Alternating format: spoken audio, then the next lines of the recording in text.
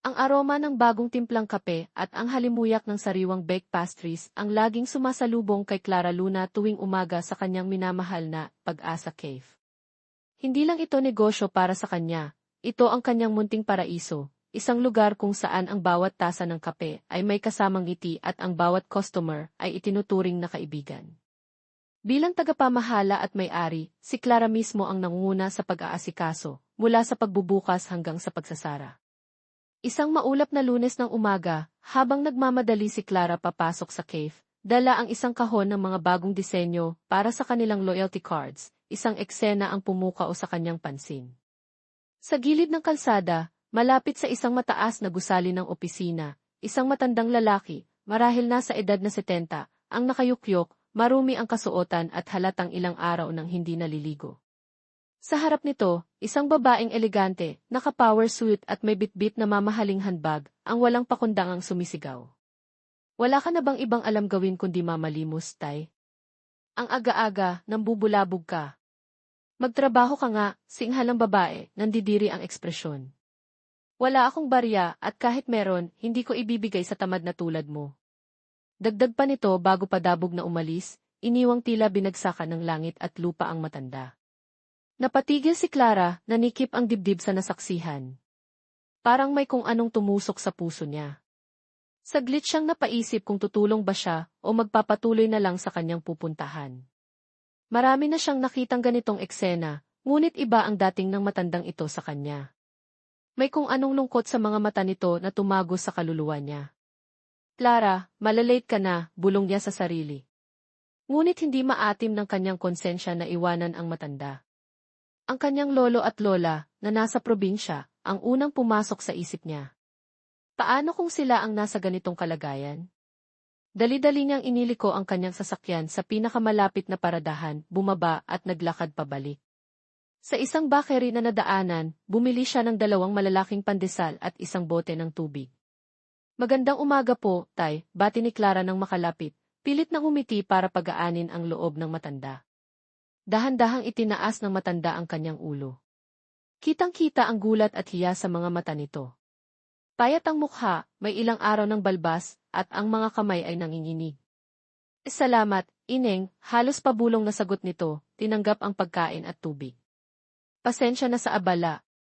Naku, wala po yun, Tay. Ako po si Clara, pakilala niya. Kain po muna kayo.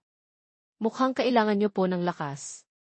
Umupo si Clara sa tabi nito sa sementadong bangketa, hindi inalintana ang alikabok. Naisip niya ang kanyang mga magulang na nasa ibang bansa, nagsisikap para sa kanilang pamilya. Ang kapatid niyang bunso, kung nabuhay lang sana, marahil ay kasing edad ng mga pamangkin niya ngayon. Ang pagtulong sa kapwa ang isa sa mga aral na itinatak ng kanyang mga magulang sa kanyang puso. Habang kumakain ang matanda, na nagpakilalang si Lolo Migs, hindi maiwasan ni Clara na mapansin ang dignidad sa kabila ng kahirapan nito. Hindi ito mapilit o mukhang sanay sa pamamalimos. Tay Migs, saan po ba kayo nakatira? Usisa ni Clara.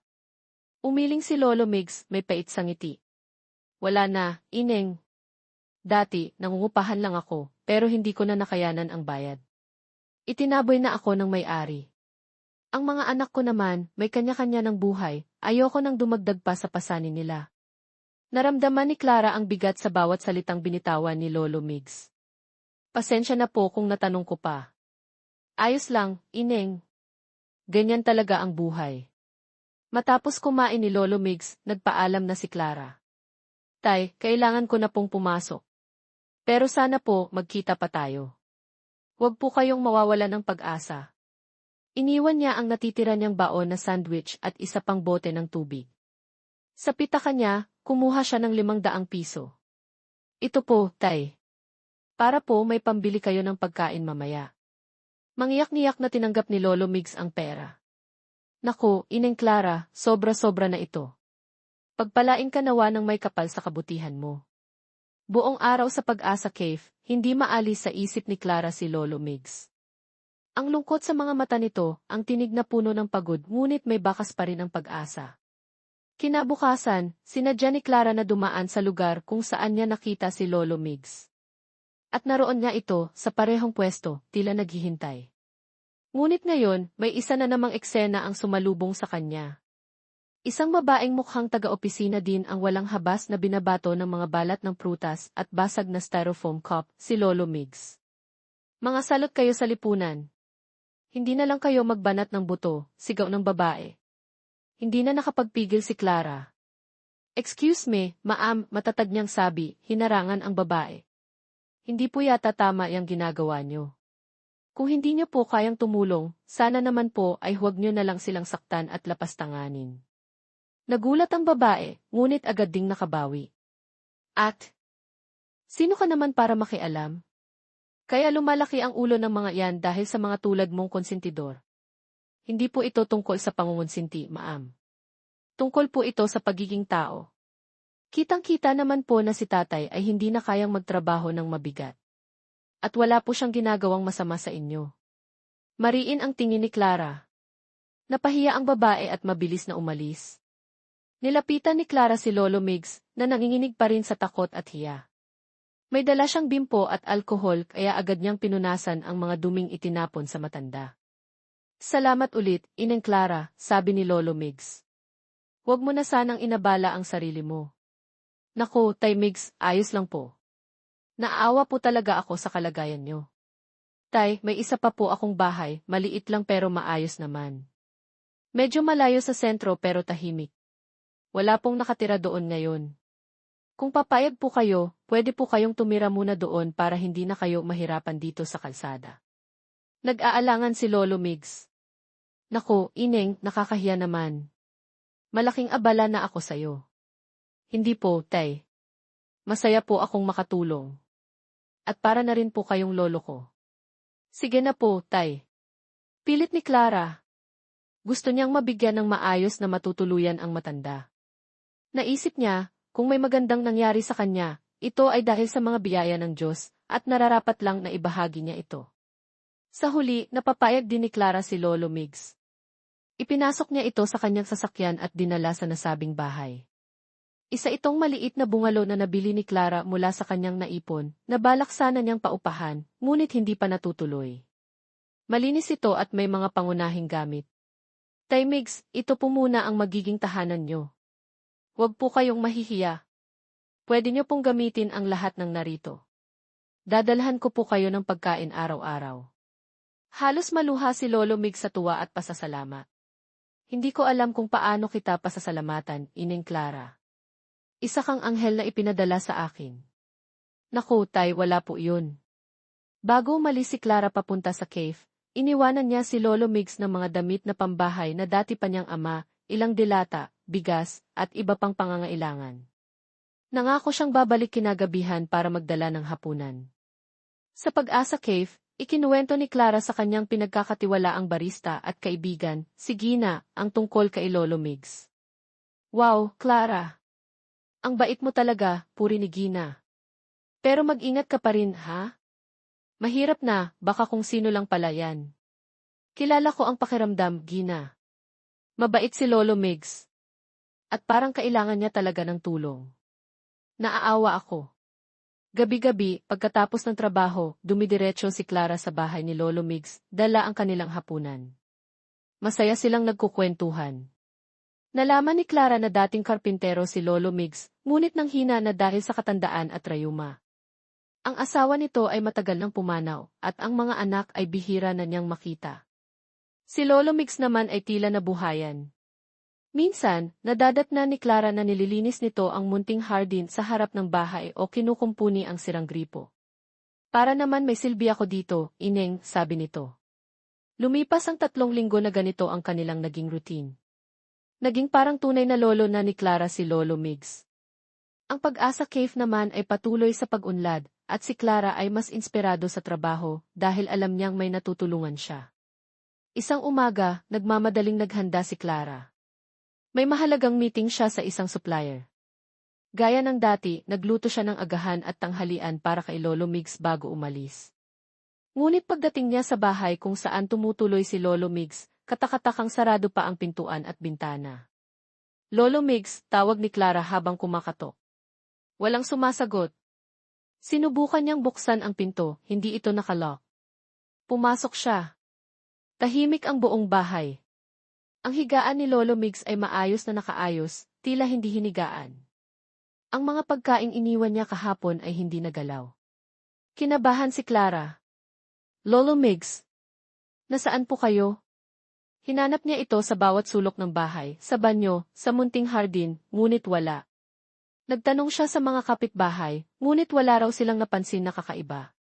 Agad siyang tumawag sa Pag-asa Cave. Gina, si Lolo Migs nawawala. Ano? Paanong nawawala? Hindi ko alam. Pagdating ko dito, wala na siya. Hindi nagalaw ang pagkain. Maayos ang higaan niya. Buong araw na balisa si Clara. Hindi siya makapag-focus sa trabaho. Paulit-ulit niyang tinatawagan ang teleponong ibinigay niya kay Lolo Migs, ngunit unattended. Pagkatapos ng trabaho, kasama si Gina at ang isa pa nilang staff, si Leo, naglibot sila sa mga lugar na posibleng puntahan ni Lolo Migs, sa palengke, sa simbahan, sa parke, sa lugar kung saan niya ito unang nakita. Ngunit bigo sila. Clara, baka naman umuwi na sa mga anak niya, suhestyon ni Leo. Sana nga. Pero sana man lang nagpaalam siya, sagot ni Clara, may luha na namumuo sa kanyang mga mata. Paano kung may nangyaring masama sa kanya? Lumipas ang 1 linggo. Araw-araw, umaasa si Clara na babalik si Lolo Migs o tatawag man lang. Ngunit wala. Ang bahay na dating puno ng tawanan at kwentuhan ay naging malungkot at tahimik. Nagsisisi si Clara, iniisip na baka may nagawa siyang mali kaya umalis ang matanda. Isang gabi, habang nakaupo sa sala ng bahay kung saan tumira si Lolo Migs, napaiyak na lang si Clara. Lolo Migs, nasaan na po kayo? Nag-aalala na po ako. Hindi po ba ako naging mabuting tagapag-alaga? Makalipas ang 2 linggo mula nang mawala si Lolo Migs, unti-unti nang tinatanggap ni Clara na marahil ay hindi na ito babalik. Malungkot siya, ngunit pinilit niyang magpatuloy. Ang Pag-asa Cave ang naging takbuhan niya. Isang hapon, habang abala si Clara sa pag-aasikaso ng payro ng kanyang mga empleyado, isang marangyang itim na sasakyan ang huminto sa tapat ng Pag-asa Cave. Bumaba mula rito ang isang matangkad at makisig na lalaki, naka-Amerikana, tila isang importanteng negosyante. Kasunod nito ang 2 pang lalaking nakasuit din nagkatinginan sina Clara, Gina at Leo. Sino kaya yan, Ma'am Clara? Tanong ni Gina. Pumasok ang lalaki sa cave. Ang lahat ng customer ay napatingin. May otoridad sa tindig nito at ang mga mata ay tila matalas na nagmamasid sa paligid. Huminto ito sa tapat ng counter, kung saan naroon si Clara. Good afternoon. Hinahanap ko si Miss Clara Luna, sabi ng lalaki. Ang boses nito, malalim at commanding. Ako po si Clara Luna. Ano po ang maipaglilingkod ko sa inyo, sir? Magalang na tanong ni Clara, kahit pa medyo kinakabahan. Ngumiti ang lalaki. Isang ngiti na parang pamilyar, ngunit hindi matukoy ni Clara kung saan niya nakita. Clara, hindi mo na ba ako natatandaan? Napakunot ang noo ni Clara. Pinagmasdan niya ang lalaki mula ulo hanggang paa. Pasensya na po, sir, pero... Biglang tumawa ang lalaki, isang tawa na mas pamilyar pa. At doon, sa paraan ng pagtawa nito, sa kislap ng mga mata, biglang may nag-click sa isip ni Clara. Ang tawa na iyon ang mga mata. Lolo Migs, halos hindi makapaniwalang bulong ni Clara. Tumango ang lalaki, ang ngiti ay mas lumapad pa, ngunit ngayon ay may bahid na ng hiya. Ako nga, Clara. O mas kilala mo siguro ako bilang Lolo Migs. Pero ang totoo kong pangalan ay Miguel de Alva. Napatulala si Clara. Si Gina at Leo ay napanganga. Ang mga customer ay nagbubulungan. Si Lolo Migs, ang kawawang matanda na tinulungan niya, ay ang eleganteng negosyanteng ito na nasa harap niya ngayon. Pero paano, nauutal na tanong ni Clara. Mahabang kwento, Clara. Pwede ba tayong mag-usap sa mas pribadong lugar? Dinala ni Clara si Miguel sa kanyang maliit na opisina sa likod ng cave. Nanginginig pa rin ang kanyang mga kamay. Hindi niya alam kung ano ang iisipin o mararamdaman. Clara, patawarin mo sana ako, panimula ni Miguel. Alam kong malaki ang kasalanan ko sa'yo. Ang totoo niyan, matagal na akong naghahanap ng isang babaeng may busilak na puso. Isang babaeng mamahalin ako, hindi dahil sa pera ko, kundi dahil sa kung sino ako. Napagod na ako sa mga taong lumalapit sa akin dahil lang sa yaman ko. Ikinuwento ni Miguel na isa siyang kilalang ihi ng isang malaking korporasyon. Nagpasya siyang magpanggap na mahirap para subukan ang mga tao sa paligid niya at para makahanap ng tunay na pagmamahal. Nang makita kita noong umagang iyon, Clara, na tinulungan mo ako kahit hindi mo ako kilala, kahit na ang iba ay nandidiri sa akin, doon ko naramdaman na ikaw na marahil ang hinahanap ko. Ang bawat araw na kasama kita, na inalagaan mo ako, mas lalo akong humanga sa kabutihan ng puso mo. Pero kasabay noon, lumalaki rin ang guilt ko dahil sa panloloko ko sa'yo. Kaya po ba kayo biglang nawala? Tanong ni Clara, ang boses ay naglalaman ng halo-halong emosyon, gulat, sakit at kaunting galit. Clara, hindi ko na kinaya ang pagkukunwari. At natakot ako na baka mas lalo ka lang masaktan kapag nalaman mo ang totoo sa mas matagal na panahon. Kinailangan kong ayusin ang sarili ko at harapin ka ng tapat. Napayo ko si Clara. Ramdam niya ang pagkirot sa kanyang dibdib. Ang taong itinuring niyang parang lolo, ang taong pinagkatiwalaan niya, ay niloko lang pala siya. Galit ka, alam ko, malungkot na sabi ni Miguel. At karapatan mong magalit. Handa akong tanggapin ang lahat ng sasabihin mo. Ang tanging hiling ko lang ay sana, balang araw, mapatawad mo ako. Hindi makapagsalita si Clara. Tumayo siya at lumabas ng opisina, iniwan si Miguel na nakayuko. Lumipas ang ilang araw. Si Miguel, o si Lolo Migs sa alaala ni Clara, ay hindi na nagpakita sa Pag-asa Cave. Ngunit araw-araw, may dumarating na bulaklak para kay Clara, mga puting rosas, ang paborito niya. May kasama itong maliit na card na laging may nakasulat na, patawarin mo ako. SCD. Hindi ito pinapansin ni Clara sa simula. Ibinibigay niya ang mga bulaklak kay Gina para ilagay sa mga mesa ng cave. Ngunit sa kaloob-looban niya, hindi niya maikakailan na naaantig siya.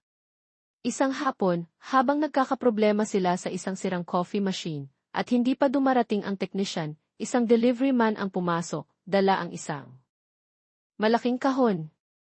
Para kay Clara Luna.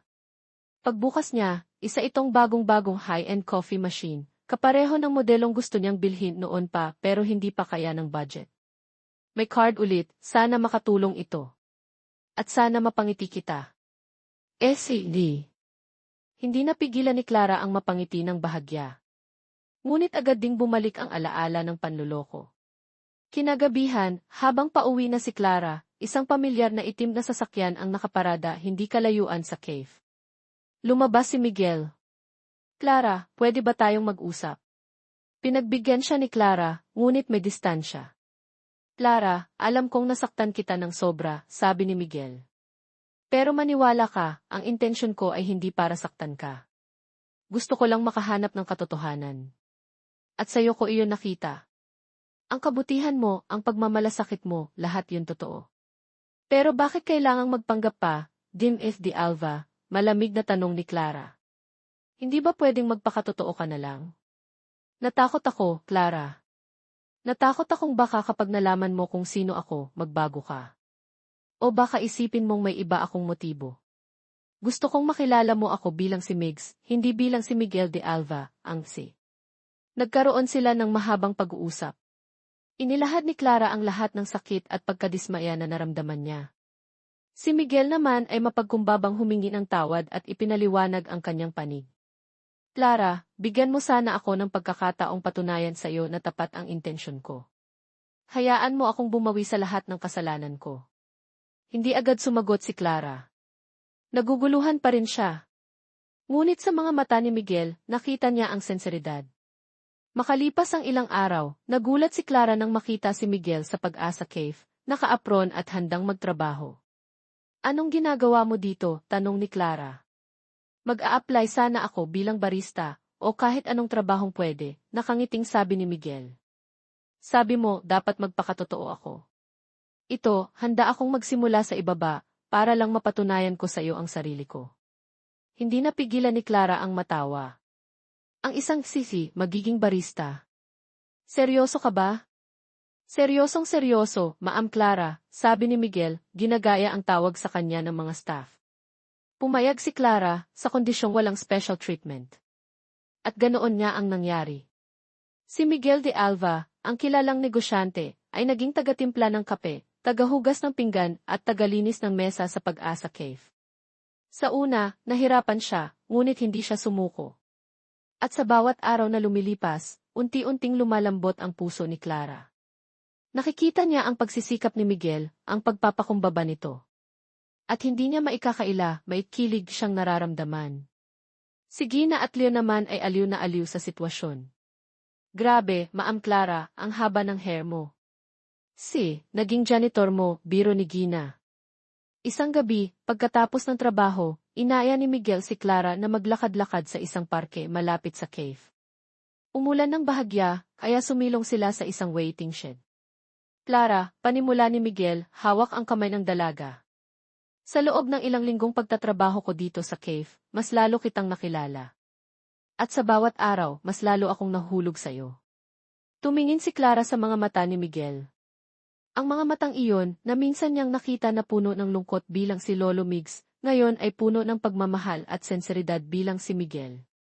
Miguel, natatakot ako, pag-amin ni Clara. Natatakot akong masaktan ulit. Hinding-hindi ko nahahayaang mangyari iyon, Clara. Pangako. Mahal kita, Clara Luna. Mahal na mahal. At mula sa kanyang bulsa, kumuha si Miguel ng isang maliit na kahon. Pagbukas nito, isang napakagandang singsing na may kumikinang na diamante. Hindi ito engagement ring, Clara. Isa itong promise ring. Isang pangako na ikaw lang ang mamahalin ko at gagawin ko ang lahat para maging karapat-dapat sa pagmamahal mo. Naluha si Clara. Ang lahat ng sakit at pagdududa ay tila naglaho. Ang nararamdaman niya ngayon ay purong pagmamahal at saya. Mahal din kita, Miguel, sagot ni Clara. Isinuot ni Miguel ang singsing sa daliri ni Clara. At sa ilalim ng ambon, sa liwanag ng poste sa parke, naghalikan sila, isang halik na puno ng pangako, pag-asa, at bagong simula. Naging opisyal na ang kanilang relasyon. Patuloy pa rin si Miguel sa pagtatrabaho sa Pag-asa Cave paminsan-minsan, kahit na bumalik na rin siya sa pamamahala ng kanyang kumpanya. Gusto niyang maramdaman pa rin ang simpleng buhay kasama si Clara. Ang mga magulang ni Clara, nang malaman ang kwento, ay natuwa para sa kanilang anak, bagamat may kaunting pag-aalala noong una dahil sa yaman ni Miguel. Ngunit nang makilala nila ito, nakita nila ang kabutihan ng puso nito. Isang araw, habang nasa cave si Miguel, isang babaeng customer ang tila nagpapapansin dito. Halatang type nito si Miguel at kung ano-anong tanong ang sinasabi, sabay haplos pa sa braso. Nakita ito ni Clara mula sa kanyang opisina. Nakaramdam siya ng selos, ngunit nagtimpi. Nang lumabas siya, lumapit siya kay Miguel. "Excuse me, miss," sabi ni Clara sa babae, ngumiti ng matamis ngunit. "May diin. Mukhang masyado kang komportable sa boyfriend ko. Owner ako ng cave na to, at siya, bukod sa pagiging boyfriend ko, ay tumutulong lang dito paminsan-minsan. May kailangan ka pa ba?" Namula ang babae at agad na umalis. Natawa si Miguel. "Nagsiselos ang mahal ko," tukso niya. Hindi kaya, tanggi ni Clara, pero namumula rin. Niyakap siya ni Miguel. "Ikaw lang, Clara. Ikaw lang." Ilang buwan pa ang lumipas. Ang relasyon ni na Clara at Miguel ay lalong tumibay. Isang Sabado ng hapon, sinundo ni Miguel si Clara sa cave. May sorpresa raw siya. "Saan tayo pupunta?" tanong ni Clara. "Basta, magugustuhan mo to," nakangiting sagot ni Miguel. Habang nasa biyahe, biglang may humarang sa kanilang sasakyan. Mga lalaking nakamaskara. Kinabahan si Clara. "Miguel, anong nangyayari?" Ngunit bago pa makasagot si Miguel, may nagtakip ng panyo sa ilong ni Clara. Nahilo siya at nawalan ng malay. Nagising si Clara sa isang magandang silid. Nakasuot siya ng isang napakagandang wedding gown. Gulat na gulat siya. Pumasok ang kanyang ina at ama, kasama si Gina na nakabestida rin. "Anak, ang ganda-ganda mo," sabi ng kanyang ina, naiiyak. "Ma! Pa! Anong-anong nangyayari?" "Anak, ikakasal ka na," masayang sabi ng kanyang ama. "Kay kanino?" "Si Miguel." "Nasaan siya?" Hinawakan ng kanyang ama ang kamay niya. "Halika na, anak. Naghihintay na siya sa'yo." Dinala si Clara sa isang napakagandang hardin na napapalibutan ng mga bulaklak at ilaw. Sa dulo ng aisle, naghihintay si Miguel, napakakisig sa kanyang suot na barong. Nang magtama ang kanilang mga mata, pareho silang naluha. Ito pala ang sorpresa ni Miguel. Isang sorpresang kasal na inayos niya kasama ang kanilang mga pamilya at kaibigan. Habang naglalakad si Clara papunta sa altar, kasama ang kanyang ama, hindi niya mapigilan ang pagluha sa saya. Ang lahat ng pinagdaanan nila, ang mga pagsubok, ang sakit, lahat ay nagbunga ng isang napakagandang pag-ibigan. Sa harap ng altar, sa harap ng kanilang mga mahal sa buhay, ipinangako ni na Clara at Miguel ang walang hanggang pagmamahalan.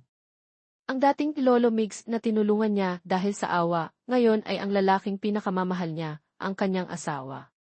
Ang Pag-asa Cave ay hindi lang naging lugar ng masasarap na kape at pagkain. Ito ay naging simbolo ng pag-asa, pag-ibig at pangalawang pagkakataon. At si Clara Luna, ang babaeng may gininto ang puso, ay natagpuan ang kanyang tunay na kaligayahan sa piling ni Miguel de Alva, ang lalaking natutong magmahal ng totoo dahil sa kanya. At sila ay namuhay ng puno ng pagmamahalan, pag-asa, at maraming tasa ng masarap na kape. Ang kasal ni na Clara at Miguel de Alva ay naging usap-usapan, hindi lang sa kanilang mga kakilala, kundi maging sa alta sosyedad kung saan nabibilang si Miguel. Ang simpleng may-ari ng Pag-asa Cave, ngayon ay MS de Alva na, asawa ng isa sa pinakamatagumpay na CEO sa bansa. Para kay Clara, ito ay isang bagong mundo, isang mundong malayo sa nakasanayan niyang pagtitimpla ng kape at pakikipagkwentuhan sa kanyang mga suki. Ang kanilang honeymoon ay ginanap sa isang pribadong isla sa Palawan, isang paraisong hinanda ni Miguel para sa kanila. Doon, sa gitna ng puting buhangin at turkesang dagat, pansamantala nilang kinalimutan ang lahat ng alalahanin.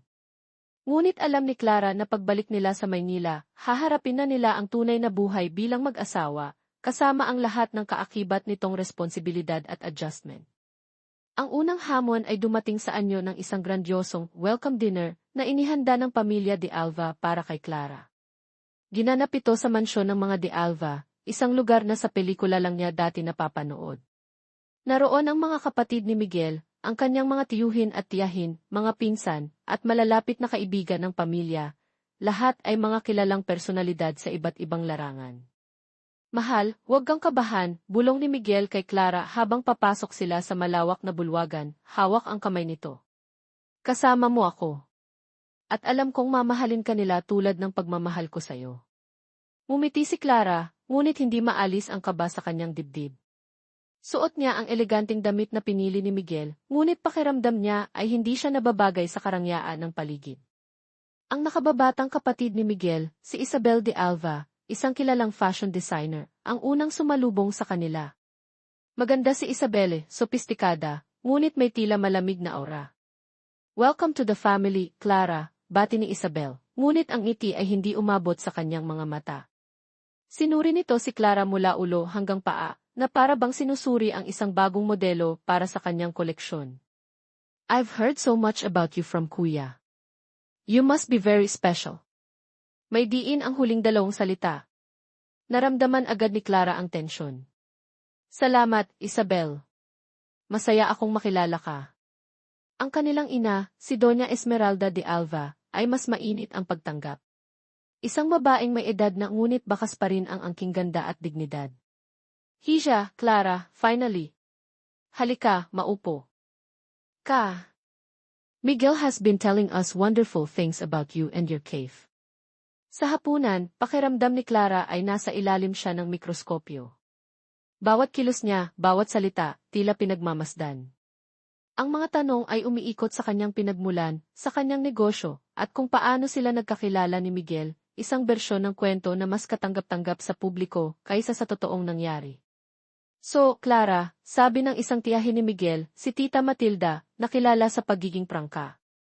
How does it feel to marry into one of the wealthiest families in the country? Quite a leap from running a small coffee shop, isn't it? Naramdaman ni Clara ang pamumula ng kanyang pisngi, ngunit pinilit niyang umiti. Tita, ang Pag-asa Cave po ay hindi lang maliit na coffee shop para sa akin. Ito po ang pangarap ko na pinaghirapan ko. At ang pagpapakasal ko po kay Miguel ay dahil sa pagmamahal namin sa isa't isa, hindi po dahil sa yaman o estado sa buhay. Tumango si Tita Matilda, tila nasisiyahan sa sagot ni Clara. Ngunit si Isabel ay nakataas pa rin ang kilay. Pagkatapos ng hapunan, nilapitan ni Isabel si Clara habang nag-iisa ito sa may hardin. Alam mo, Clara, panimula ni Isabel, marami ng babaeng dumaan sa buhay ni Kuya Miguel. Mga babaeng masanay sa mundong ito. Hindi ko alam kung ano ang nakita niya sa iyo, pero sana, huwag mong bigin ang pamilya namin. Ang pangalan de Alva ay may bigat. Isabel, matatag na sagot ni Clara, hindi ko hinangad na mapabilang sa pamilya niyo dahil sa pangalan o yaman. Mahal ko ang kuya mo at gagawin ko ang lahat para maging mabuting asawa sa kanya. At kung tungkol sa bigat ng pangalan niyo, handa akong patunayan na karapat-dapat ako, hindi sa pamamagitan ng pera, kundi sa pamamagitan ng pagkatao ko. Nagulat si Isabel sa tapang ni Clara. Sa unang pagkakataon, tila nakita niya ang kislap sa mga mata ng hipag, isang kislap na nagpapakita ng determinasyon. Kinagabihan, sa kanilang silid, niyakap ni Miguel si Clara. Kumusta ang mahal ko? Pasensya na sa pamilya ko, lalo na kay Isabel. Medyo protective lang yun sa akin. Ayos lang, mahal. Naiintindihan ko. At hindi ako susuko. Papakita ko sa kanila na hindi sila nagkamali sa pagtanggap sa akin. Alam kong kaya mo yan, sabi ni Miguel, hinagkan ang noo ni Clara. At nandito lang ako palagi para sa'yo. Naramdaman ni Clara ang init ng pagmamahal ni Miguel. Alam niyang hindi magiging madali ang lahat, ngunit kasama si Miguel, handa siyang harapin ang anumang hamon na darating sa kanilang bagong buhay. Ang mga sumunod na linggo ay naging abala para kay Clara. Sinikap niyang mag-adjust sa bagong buhay. Sumasama siya kay Miguel sa ilang business functions, kung saan kailangan niyang makihalubilo sa mga taong dati ay sa magasin lang niya nakikita. Sa tulong ni Doña Esmeralda, na sa kabila ng pagiging strikta, ay naging mabait naman sa kanya, natutunan ni Clara ang mga do's and don'ts sa kanilang mundo. Isang araw, inimbitahan ni Doña Esmeralda si Clara na sumama sa isang charity event na inoorganisa ng kanilang foundation. Ito ang unang pagkakataon na si Clara ay magkakaroon ng opisyal na papel bilang isang de Alva. Clara, Hija, gusto kong ikaw ang magbigay ng opening remarks para sa event na ito, sabi ni Doña Esmeralda. Ipakita mo sa kanila ang puso ng isang de Alva. Kinabahan si Clara, ngunit tinanggap niya ang hamon. Pinaghandaan niya ng mabuti ang kanyang talumpati. Naisip niya ang Pag-asa Cave, ang mga taong natulungan niya, at ang diwa ng pag-asa na gusto niyang ibahagi. Sa mismong event, naroon ang maraming importanteng tao. Nang tawagin ang pangalan ni Clara, huminga siya ng malalim at tumayo sa entablado. Sa simula, nanginginig ang kanyang boses, ngunit nang magsimula siyang magsalita tungkol sa kahalagahan ng pagtulong at pagbibigay ng pag-asa, lalo na sa mga kabataan, naging matatag ang kanyang tinig. Ang kanyang senseridad ay tumagos sa puso ng mga nakikinig. Pagkatapos ng kanyang talumpati, maraming lumapit sa kanya para bumati. Maging si Tita Matilda ay napangiti. Magaling, Clara. May ibubuga ka pala talaga. Ngunit ang pinakagulat ni Clara ay nang lapitan siya ni Isabel. Clara, sabi ni Isabel, I have to admit, your speech was impressive. You were genuine. Maybe misjudged you. Umiti si Clara. Salamat, Isabel. Sana maging magkaibigan tayo. We'll see, sagot ni Isabelle, ngunit sa pagkakataong ito, may maliit na ngiti na sa kanyang labi. Para kay Clara, iyon ay isang maliit na tagumpay. Sa kabilang banda, hindi pinabayaan ni Clara ang Pag-asa Cave. Kahit na mayaman na ang kanyang asawa, itinuturing pa rin niya itong sariling tagumpay. Araw-araw, dumadalaw pa rin siya doon, tumutulong sa operasyon, at nakikipagkwentuhan kina Gina at Leo. Ma'am Clara, iba na talaga ang dating niyo. Parang pang madam na, biro ni Leo. Sus, kayo talaga, tawa ni Clara. Ako pa rin to. At hinding-hindi ko iiwanan ang Pag-asa Cave. Dito nagsimula ang lahat. Minsan, habang nagkakape sila ni Miguel sa cave, may lumapit sa kanilang isang batang babae, nagbebenta ng sampagita. Naalala ni Clara ang sarili niya noon na laging handang tumulong. Kinuha niya ang lahat ng sampagita ng bata at binigyan ito ng malaking halaga. Anghel ka pa rin talaga ng Pag-asa Cave, mahal, sabi ni Miguel, hinawakan ang kamay ni Clara. Lahat tayo pwedeng maging anghel sa kapwa natin, Miguel. Kailangan lang buksan ang puso. Unti-unti, natutunan ni Clara na balansihin ang kanyang dalawang mundo, ang simpleng buhay sa Pag-asa Cave at ang marangyang buhay bilang Heiress de Alva. At sa bawat hakbang, naroon si Miguel, ang kanyang inspirasyon, ang kanyang kakampi, ang kanyang Lolo Migs, na minahal niya ng walang pag-aalinlangan. Isang gabi, habang nakahiga sila sa kanilang kama, niyakap ni Clara si Miguel. Mahal, salamat sa lahat. Salamat sa pagtitiwala mo sa akin, at sa pagpapakita mo sa akin na posible ang lahat basta't may pagmamahal. Ako ang dapat magpasalamat sa iyo, Clara ko, sagot ni Miguel. Ikaw ang nagturo sa akin kung ano ang tunay na kahulugan ng pag-ibig at kaligayahan. Ikaw ang anghel ko. At sa init ng kanilang pagmamahalan, alam nilang marami pang hamon ang darating, ngunit handa silang harapin ang lahat, basta't sila'y magkasama. Ang kanilang pag-ibigan, na nagsimula sa isang di inaasahang pagtatagpo at isang lihim na pagkatao, ay naging isang kwentong puno ng pag-asa, pagpapatawad at walang hanggang pagmamahal. Isang umaga, habang abala si Clara sa pag-aasikaso ng mga bagong menu para sa Pag-asa Cave, isang balita ang gumulantang sa kanila. Isang malaki at modernong coffee chain, ang Grand Central, ang magbubukas ng branch ilang kanto lang ang layo mula sa kanilang cave. Kilala ang Grand Central sa kanilang agresibong marketing, malawak na espasyo, at mas murang presyo, bagamat hindi kasing personal ng serbisyo sa Pag-asa Cave.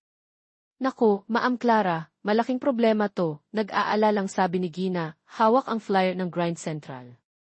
Ang dami nilang pakulo, may buy one take one pa sa opening nila. Si Leo naman ay napakamot sa ulo. Paano na tayo, Ma'am? Baka maagaw lahat ng customers natin. Naramdaman ni Clara ang kaba, ngunit pinilit niyang magpakatatag sa harap ng kanyang mga empleyado. Huwag tayong panghinaan ng loob. Ang Pag-asa Cave ay may sariling tatak. Ang ating kape ay dekalidad, at ang serbisyo natin ay mula sa puso. Yun ang hindi nila kayang tapatan. Ngunit sa loob-loob niya, alam ni Clara na hindi sapat ang mga iyon. Kailangan nila ng bagong diskarte para makipagsabayan. Kinagabihan, ikinuwento niya kay Miguel ang problema. Agad na nag-alok ng tulong si Miguel. Mahal, kaya natin yan, sabi ni Miguel. May mga ideya ako. Pwede nating i-renovate ng kaunti ang cave, gawing mas moderno pero cozy pa rin. Pwede rin tayong mag-invest sa mas magandang marketing online. At syempre, hindi tayo magpapatalo sa kalidad ng produkto. Natuwa si Clara sa suporta ni Miguel. Ngunit nang magsimula silang mag-brainstorm, doon lumabas ang kanilang mga unang hindi pagkakasundo bilang mag-asawa na may kinalaman sa negosyo. Si Miguel, bilang isang bihasang CEO, ay mas nakatuon sa bottom line, sa pagpapalaki ng kita, at sa mga grand na ideya. Gusto niyang magpasok ng mga bagong mamahaling equipment, kumuha ng mga sikat na social media influencers, at mag-alok ng mga loyalty programs na mas komplikado. Si Clara naman, bagamat bukas sa pagbabago, ay mas gustong panatilihin ang puso at kaluluwa ng Pag-asa Cave. Ayaw niyang maging masyadong komersyal ang dating nito. Mas gusto niya ang mga simpleng pagbabago na magpapaganda sa karanasan ng kanilang mga tapat na suki. Miguel, naiintindihan ko ang mga suhestyon mo at nagpapasalamat ako, sabi ni Clara isang gabi habang tinitingnan nila ang mga plano. Pero parang nawawala na yung Pag-asa Cave na minahal ng mga tao. Ayokong maging parang isa lang tayong ordinaryong coffee shop na humahabol lang sa uso. Pero Clara, mahal, kailangan nating mag-adapt, paliwanag ni Miguel. Hindi pwedeng manatili lang tayo sa kung ano tayo dati. Ang negosyo ay parang agos ng ilog, kailangang sumabay, kung hindi, maiiwanan ka. Nagkaroon sila ng mainit na diskusyon. Ito ang unang pagkakataon na nagtalo sila ng seryoso tungkol sa isang bagay na pareho nilang pinahahalagahan. Naramdaman ni Clara na tila minamaliit ni Miguel ang kanyang kakayahan bilang negosyante. Si Miguel naman ay medyo na-frustrate dahil pakiramdam niya ay hindi pinapakinggan ang kanyang mga ideya na base sa kanyang malawak na karanasan. Kinabukasan, pareho silang tahimik. Nagpunta si Clara sa Pag-asa Cave na may bigat sa dibdib. Sinalubong siya ni Gina at Leo na napansin agad ang kanyang kalungkutan. Ma'am Clara, okay lang po kayo? Tanong ni Gina. Umiling si Clara. Nag-away kami ni Miguel tungkol sa mga plano para sa cave. Naku, Ma'am, sabi ni Leo. Ganyan talaga siguro kapag mag-asawa na, tapos business partners pa. Pero sigurado akong magkakaayos din kayo. Mahal na mahal kaya kayo ni Sir Miguel. Nagbigay ng ideya si Gina. Ma'am, bakit hindi natin pagsamahin ang mga ideya niyo ni Sir Miguel? Kunin natin yung mga magagandang punto sa suhestyon niya, tapos ihalo natin sa mga gusto niyong mangyari para sa cave. Para bang nagtitimpla lang tayo ng bagong signature drink, perfect blend. Napangiti si Clara sa sinabi ni Gina. Tama ito. Hindi kailangang mamili sa pagitan ng dalawang ideya. Pwede silang magtulungan. Nang gabing iyon, nilapitan ni Clara si Miguel. Mahal, sorry kung naging makitid ang isip ko kahapon.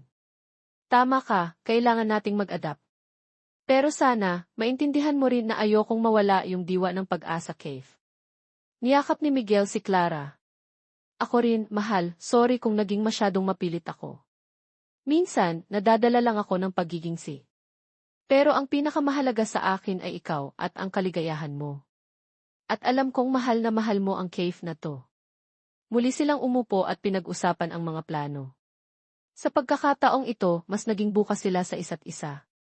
Kinuha nila ang ideya ni Miguel na mag-renovate, ngunit sinigurado ni Clara na mananatili ang tea cozy at tea homey na pakiramdam ng cave. Pumayag si Clara sa online marketing, ngunit pinili nila ang mga local influencers na may koneksyon talaga sa komunidad. Nagdagdag sila ng ilang bagong kape at pastries, ngunit pinanatili ang mga bestsellers na minahal ng kanilang mga suki. Nagtulungan sila, kasama sina Gina at Leo, sa pagpapatupad ng mga pagbabago. Si Miguel mismo ang nag-supervise sa ilang construction, habang si Clara naman ang namahala sa aesthetic at sa training ng staff. Ang muling pagbubukas ng bagong Pag-asa Cave ay naging matagumpay. Dumagsa ang mga tao, luma at bagong customer. Nagustuhan nila ang mga pagbabago, ngunit masaya sila na nandoon pa rin ang pamilyar na init at ang masarap na kape na kanilang binabalik-balikan. Kahit ang Grind Central ay hindi nakabawas ng malaki sa kanilang mga suki. Natuklasan ng mga tao na iba pa rin talaga ang kipuso ng Pag-asa Cave. Isang hapon, habang puno ang cave, pinanood ni na Clara at Miguel ang masayang kapaligiran. Tingnan mo, mahal, sabi ni Clara, nakahilig sa balikat ni Miguel. Nagawa natin. Nagtulungan tayo. Siyempre, mahal. Tayo pa ba, ngiti ni Miguel. Basta't magkasama tayo, walang hamon na hindi natin kayang lampasan. Sa negosyo man o sa buhay. Natutunan nilang dalawa ang kahalagahan ng kompromiso at ng pakikinig sa isa't isa, hindi lang bilang mag-asawa, kundi bilang magkatuwang sa lahat ng bagay. Ang hamon ng Grind Central ay naging daan pa para mas tumibay ang kanilang samahan at ang pundasyon ng Pag-asa Cave. Isang taon na ang lumipas mula ng ikasal sina Clara at Miguel. Ang kanilang pagsasama ay puno ng pagmamahal, pag-unawa, at paminsan-minsang maliliit na hindi pagkakasundo na agad din namang nareresolba. Ang Pag-asa Cave ay patuloy sa paglago, at si Clara ay masaya sa kanyang papel bilang asawa ni Miguel at bilang isang matagumpay na negosyante. Ngunit ang mapayapang takbo ng kanilang buhay ay bahagyang nagambala ng isang araw. Sa isang business conference na dinaluhan ni Miguel, isang pamilyar na mukha mula sa kanyang nakaraan ang muling nagpakita, si Veronica Salvacion. Si Veronica ay ang dati niyang kasintahan, isang babaeng ambisyosa at mapanlinlang, na isa sa mga dahilan kung bakit nagpasya si Miguel na magpanggap na mahirap para makahanap ng tunay na pag-ibig. Miguel de Alva. Long time no see. Bati ni Veronica, na ngayon ay isang marketing executive sa isang kalabang kumpanya. Ang ganda pa rin ito, ngunit may kung anong kalkulado sa kanyang mga ngiti. Nabalitaan ko, kasal ka na raw. Sa isang coffee shop owner. May bahid ng pangmamaliit sa tono nito. Naging formal si Miguel. Veronica. Yes, I'm happily married. And the wife's name is Clara, and she's a wonderful woman and a successful entrepreneur. Oh, I'm sure she is, sarkastikong sabi ni Veronica. Well, it was nice seeing you again, Miguel. Maybe we can catch up sometime. For old times' sake. Magalang na tumanggi si Miguel. Alam niya ang laro ni Veronica. Ayaw na niyang magkaroon pa ng anumang kaugnayan dito. Ngunit si Veronica ay tila may ibang plano. Nagsimula itong magpadala ng mga key-friendly na email kay Miguel, mga imbitasyon sa mga business lunch na halatang may ibang motibo. Paminsan-minsan, aksidente silang nagkakasalubong sa mga events. Hindi ito ikinuwento agad ni Miguel kay Clara, ayaw niyang mag-alala pa ito. Ngunit napapansin ni Clara na tila may bumabagabag kay Miguel. Minsan, nahuhuli niya itong tulala o malalim ang iniisip. Isang gabi, habang naghahapunan sila, hindi na napigilan ni Clara. Mahal, may problema ba? Napapansin ko, parang ang lalim ng iniisip mo nitong mga nakaraang araw. Bumuntong hininga si Miguel. Alam niyang hindi niya pwedeng ilihim ito kay Clara. Ikinuwento niya ang tungkol sa muling pagpapakita ni Veronica.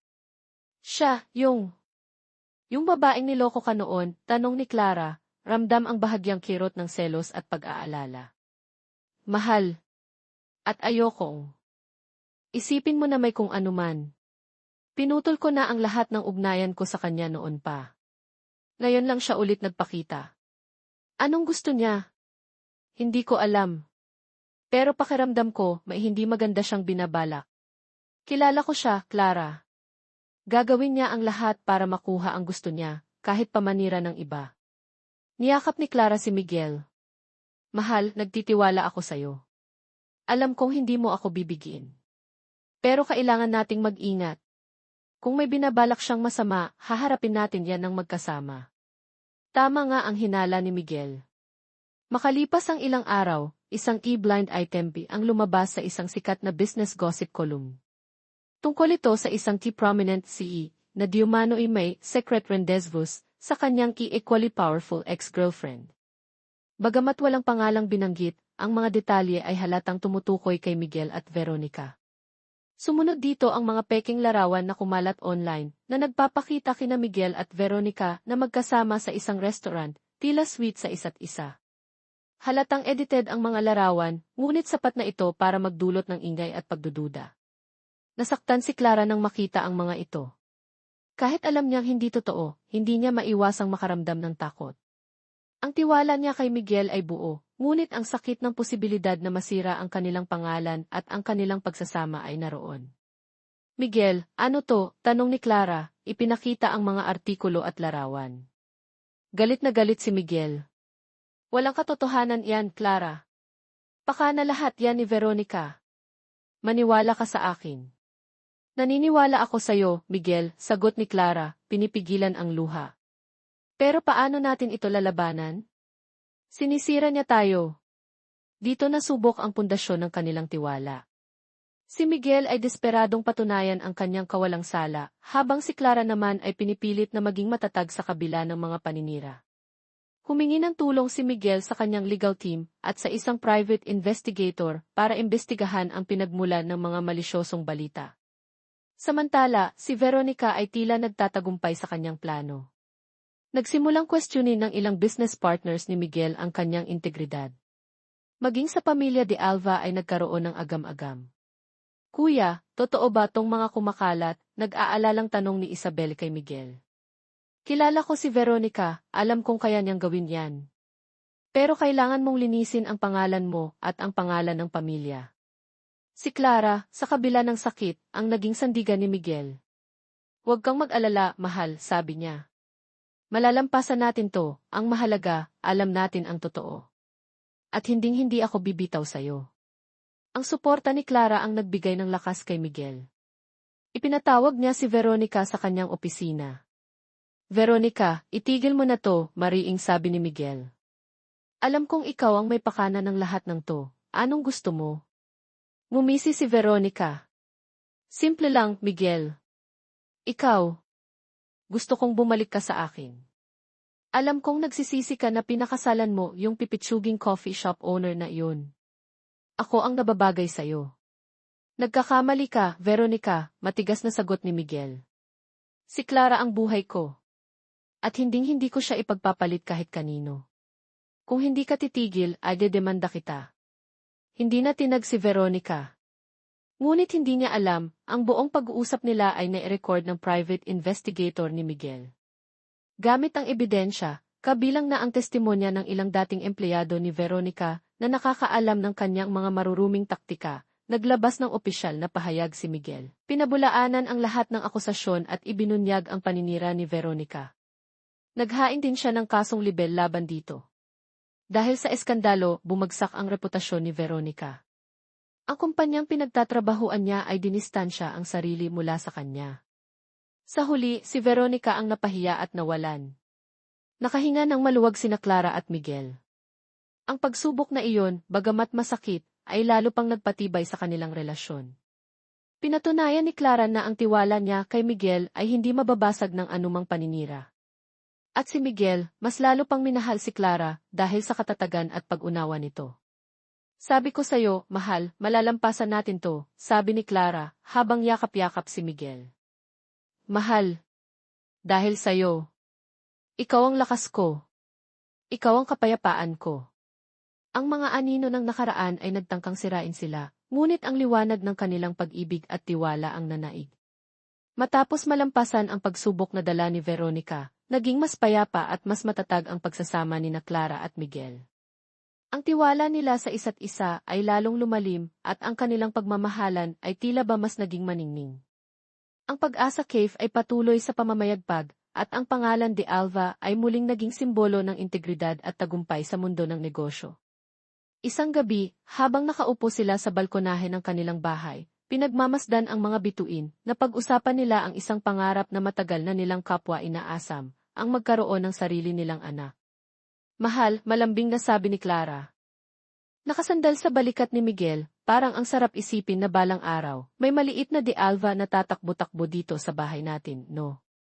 Umiti si Miguel at hinigpitan ang yakap kay Clara. Naman, mahal.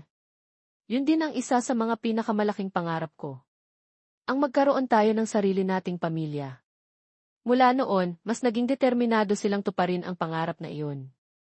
Ngunit lumipas ang mga buwan at pagkatapos ay isang taon pa, ngunit wala pa ring nabubuong biyaya sa sinapupunan ni Clara. Nagsimula silang mag-alala. Nagpatingin sila sa mga espesyalista, sumailalim sa iba't ibang pagsusuri. Ang sabi ng mga doktor, wala namang malaking problema sa kanila, ngunit minsan daw talaga, may mga pagkakataong sadyang matagal ang paghihintay. Ang bawat buwan na lumilipas na walang positibong resulta ay nagdudulot ng bahagyang kirot sa puso ni Clara.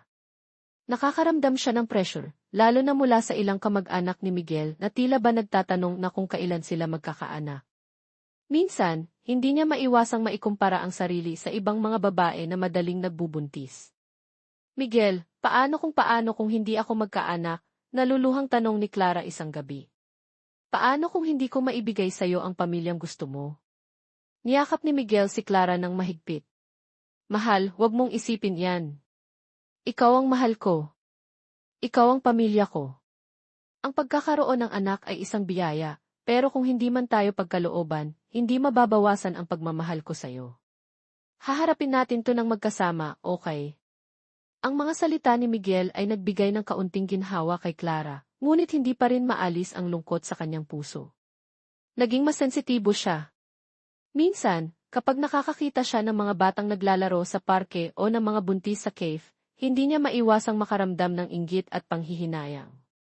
Si Gina, na naging matalik na niyang kaibigan, ang isa sa kanyang mga naging karamay.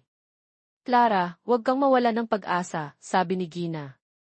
Ang Diyos ay may tamang panahon para sa lahat. At kung para sa inyo talaga, ibibigay niya yan. Nagpasya sina Clara at Miguel na subukan ang iba't ibang fertility treatments, ngunit wala pa ring nangyayari. Ang proseso ay nakakapagod, hindi lang sa pisikal kundi pati na rin sa emosyonal. May mga pagkakataong nagkakaroon sila ng hindi pagkakaunawaan dahil sa stress at frustration. Isang araw, pagkatapos ng isa na namang bigong treatment, umuwi si Clara na umiiyak. Sinalubong siya ni Miguel. Mahal, tama na to, sabi ni Miguel, niyakap si Clara. Nakikita kong nahihirapan ka na. Ayokong nakikita kang ganito. Siguro, kailangan muna nating magpahinga. I-enjoy muna natin ang isa't isa. Kung darating ang biyaya, darating yan. Kung hindi, matatanggap natin. Nagulat si Clara sa sinabi ni Miguel. Akala niya, gugustuhin pa rin itong sumubok. Pero Miguel, ayokong sumuko. Hindi tayo sumusuko, mahal. Nagpapahinga lang tayo. Ang mahalaga, buo tayo. Ang pagmamahalan natin, yun ang pinakamahalagang biyaya. Nagdesisyon silang itigil muna ang mga treatment. Ibinaling nila ang kanilang atensyon sa ibang bagay. Mas naging abala si Clara sa Pag-asa Cave, nag-expand pa sila ng isang maliit na bakery section. Si Miguel naman ay mas nag-focus sa kanyang kumpanya at sa kanilang foundation na tumutulong sa mga batang lansangan. Sa kabila ng lahat, ang pangarap na magkaanak ay nanatili sa kanilang mga puso. Gabi-gabi ipinagdarasan nila ito. Makalipas ang halos 2 taon mula nang sila ay ikasal, isang umaga, nagising si Clara na kakaiba ang pakiramdam. Nahihilo siya at nasusuka. Akala niya dala lang ito ng pagod. Ngunit ng ilang araw na itong paulit-ulit, napagdesisyonan niyang mag-pregnancy test kahit pa may pag-aalinlangan. Nang makita niya ang 2 linya sa test kit, hindi siya makapaniwala. Inulit niya pa ng 2 beses. Pareho ang resulta. Nanginginig siyang lumabas ng banyo, hawak ang test kit. Naabutan niya si Miguel na nagkakape sa kusina. Mahal, anong nangyayari sa'yo? Namumutla ka, nag-aalalang tanong ni Miguel. Hindi makapagsalita si Clara. Ipinakita na lang niya ang test kit kay Miguel. Napakunot ang noo ni Miguel, pagkatapos ay nanlaki ang mga mata nang maintindihan ang ibig sabihin ng 2 linya. Mahal, totoo ba to? Tumango si Clara, may mga luha na ng saya na dumadaloy sa kanyang pisngi. Miguel, buntis ako. Binitiwan ni Miguel ang tasa ng kape at niyakap si Clara ng napakahigpit, binuhat pa ito at inikot-ikot. Mahal ko. Salamat sa Diyos. Salamat. Pareho silang umiiyak sa tuwa. Ang biyayang matagal nilang hinintay at ipinagdasal ay dumating na sa wakas. Ang pagbubuntis ni Clara ay naging maayos, bagamat maalaga si Miguel.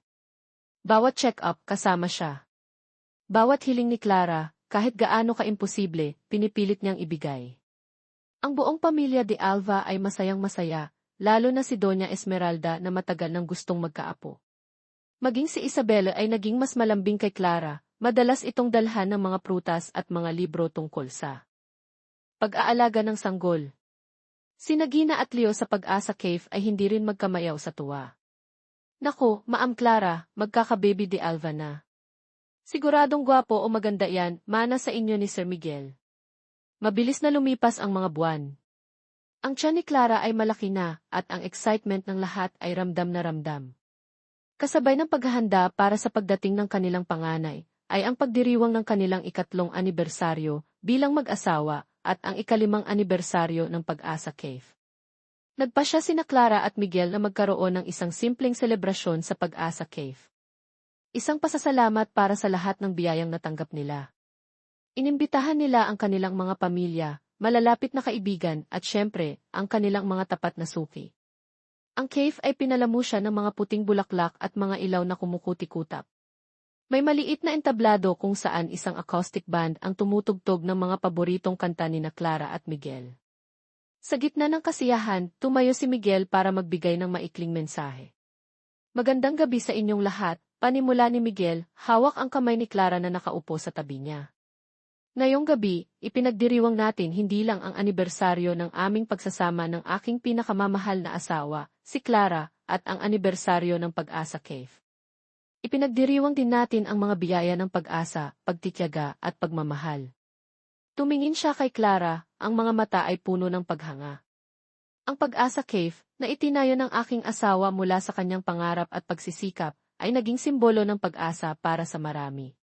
At si Clara, ang aking anghel, ang nagbigay ng bagong pag-asa sa buhay ko. Tinuruan niya akong magmahal ng totoo, magmahal ng walang hinihintay na kapalit. Nagpatuloy si Miguel, sa aming pagsasama, marami kaming pinagdaanan. May mga pagsubok, may mga hamon. Ngunit sa bawat isa, ang pagmamahala namin ang naging sandigan. At ngayon, may isa pang biyaya na malapit nang dumating sa aming buhay, ang aming munting anghel. Ngumiti siya habang hinihimas ang tiyan ni Clara. Nagpalakpakan ang lahat. Si Clara ay hindi mapigilang mapaluha sa tuwa at pasasalamat. Pagkatapos ni Miguel, si Clara naman ang nagsalita. Maraming salamat po sa inyong lahat sa pagdalo. Ang Pag-asa Cave po ay hindi lang isang negosyo, ito po ay isang pamilya. At kayong lahat ay bahagi ng pamilyang iyon. Tumingin siya kay Miguel. At sa aking pinakamamahal na asawa, Miguel, salamat sa walang sawang pagmamahal at suporta. Ikaw ang katuparan ng lahat ng dasal ko. Mahal na mahal kita. Ang gabing iyon ay puno ng tawanan, kwentuhan at mga alaala. Nagkaroon ng pagkakataon si Clara na makipag-usap sa kanyang mga dating suki na naging kaibigan na niya. Si Doña Esmeralda at Isabel ay masayang nakikipaghalubilo. Sina Gina at Leo ay abala sa pag-aasikaso, ngunit hindi maalis ang ngiti sa kanilang mga labi. Habang pinagmamasdan ni Clara ang lahat, napagtanto niya kung gaano siya kaswerte. Ang lahat ng kanyang pinagdaanan, mula sa pagtulong kay Lolo Migs hanggang sa mga hamon ng kanilang pagsasama, ay nagbunga ng isang buhay na puno ng pagmamahal at kaligayahan. Bago matapos ang gabi, may isang sorpresang inihanda si Gina at Leo. Isang video presentation na nagpapakita ng mga larawan ni Clara at Miguel mula pa noong una silang magkakilala. Ang mga larawan ni Lolo Migs ay kuha pala ni Gina ng palihim, ang kanilang kasal, ang mga masasayang sandali sa Pag-asa Cave, hanggang sa mga larawan ng kanilang maternity shoot. Ang background music ay ang paboritong kanta nilang dalawa. Hindi na napigilan ni Clara at Miguel ang mapaiyak habang pinapanood ang video. Ito ay isang pagbabalik-tanaw sa kanilang magandang love story, isang kwento na nagsimula sa pag-asa at nagtapos sa walang hanggang pag-ibig. Niyakap ni Miguel si Clara. Happy anniversary, mahal ko. At happy anniversary sa ating pag-asa. Happy anniversary, mahal. Sa marami pang taon ng pagmamahalan at pag-asa. Ang gabing iyon ay isang patunay na ang tunay na pag-ibig ay kayang lampasan ang lahat ng pagsubok, at ang pag-asa, kapag inalagaan, ay namumunga ng pinakamagagandang biyaya. Ang mga huling linggo ng pagbubuntis ni Clara ay puno ng pananabik. Ang nursery room ay handang-handa na puno ng mga regalo mula sa kanilang mga pamilya at kaibigan. Si Miguel ay tila mas naging maalaga at hindi halos umaalis sa tabi ni Clara, tinitiyak na lahat ng pangangailangan nito ay natutugunan.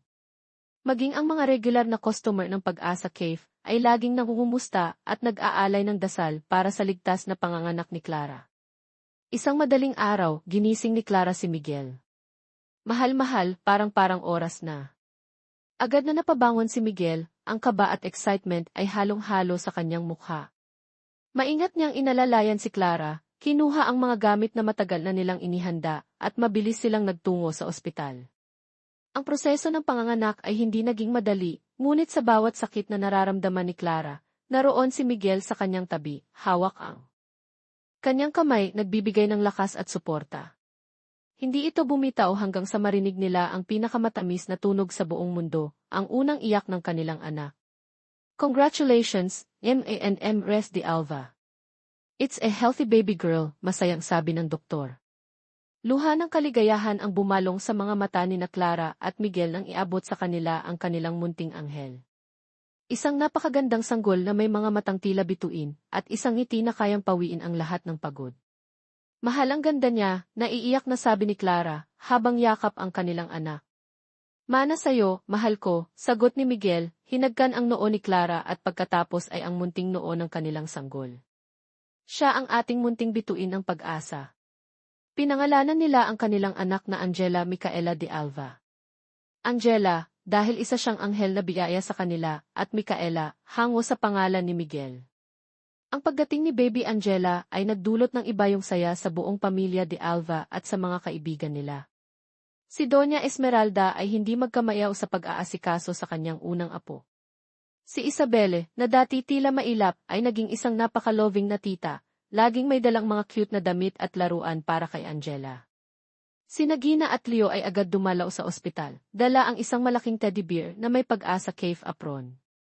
Ang mga unang buwan bilang mga magulang ay puno ng mga bagong karanasan para kina Clara at Miguel. Mga gabing walang tulog, mga lampin na kailangang palitan, at ang walang katapusang pag-aalaga. Ngunit sa bawat ngiti, sa bawat munting halakhak ni Angela, lahat ng pagod ay napapalitan ng purong kaligayahan. Si Clara ay pansamantalang nag-leave sa pamamahala ng Pag-asa Cave para mag-focus kay Angela, ngunit lagi siyang binibisita ni Gina at Leo para ikwento ang mga kaganapan sa cave. Si Miguel naman, kahit gaano kaabala sa kumpanya, ay laging umuuwi ng maaga para makasama ang kanyang mag-ina.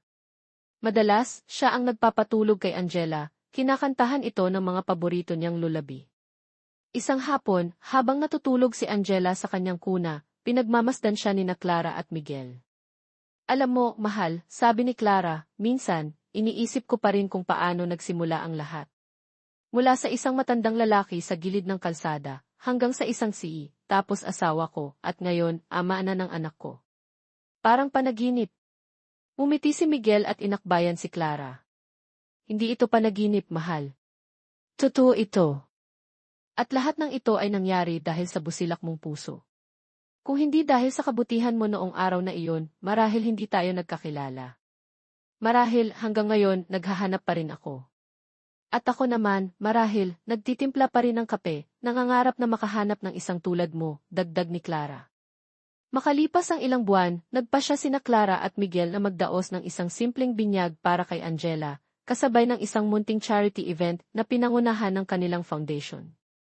Ang tema ng event ay pag-asa para sa kinabukasan ng bawat bata. Ang lahat ng regalo para kay Angela ay hiniling nilang i-convert na lang sa donasyon para sa mga batang nangangailangan. Sa araw ng binyag, ang Pag-asa Cave ay muling napuno ng mga taong nagmamahal sa kanila. Pagkatapos ng seremonya sa simbahan, isang maliit na salu-salo ang idinaos sa cave. Doon, inanunsyo ni Clara at Miguel ang kanilang bagong proyekto, ang pagtatayo ng Key Pag-asa Learning Center, isang maliit na eskwelahan para sa mga batang kapuspalad na popondohan ng kanilang foundation at ng bahagi ng kita ng Pag-asa Cave. Nais naming ibahagi ang biyayang natanggap namin, sabi ni Clara sa mga bisita. Nais naming magbigay ng pag-asa sa mga bata, tulad ng pag-asang ibinigay sa amin ng Panginoon.